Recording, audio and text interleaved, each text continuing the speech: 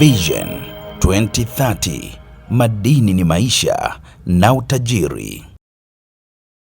Naibu Katibu Mkuu wa Wizara ya Madini Msafiri Mbibo amefungua rasmi mafunzo ya mazingira, jamii na utawala bora ESG yanayolenga kuongeza ufanisi, uwajibikaji na tija kwa watumishi wa Wizara ya Madini pamoja na taasisi zake.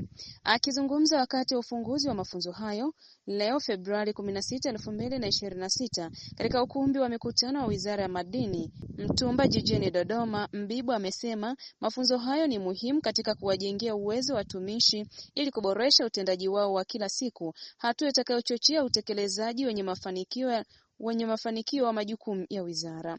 Amesisitiza kuwa mafunzo ya ESG yanatoa msingi mpana wa kufanya kazi kwa kuzingatia masuala ya uhifadhi wa mazingira, ustawi wa jamii na misingi ya utawala bora, hivyo kuwawezesha watumishi kutekeleza majukumu yao kwa weledi na kwa kuzingatia viwango vya kisasa vya utendaji. Mbibo amewahimiza washiriki kushiriki kikamilifu katika mafunzo hayo, akibainisha kuwa maarifa yatakayopatikana yataongeza ufanisi binafsi na wa taasisi kwa ujumla, pamoja na kuwawezesha washiriki kuwashirikisha na kuwaelimisha wenzao katika maeneo yao ya kazi.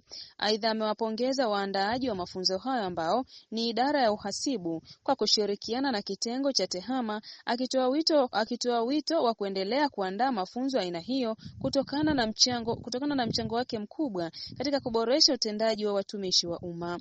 Kwa upande wake, mhasibu kutoka Shirika la Nyumba la Taifa NHC na mkufunzi wa mafunzo hayo Steven Mrema amesema mafunzo ya ESG yamejikita katika kuwawezesha washiriki kutekeleza majukumu yao kwa kuzingatia misingi ya mazingira endelevu, uwajibikaji wa kijamii na utawala bora, sambamba na kuzingatia sera na miongozo ya serikali. Mafunzo hayo yanatarajiwa kudumu kwa siku 14 ambapo washiriki watapata mafunzo ya kina kuhusu maeneo mbalimbali wanayopaswa kuyafanyia kazi katika vitengo vyao ili kuongeza ufanisi na kuimarisha uwajibikaji katika utekelezaji wa majukumu yao.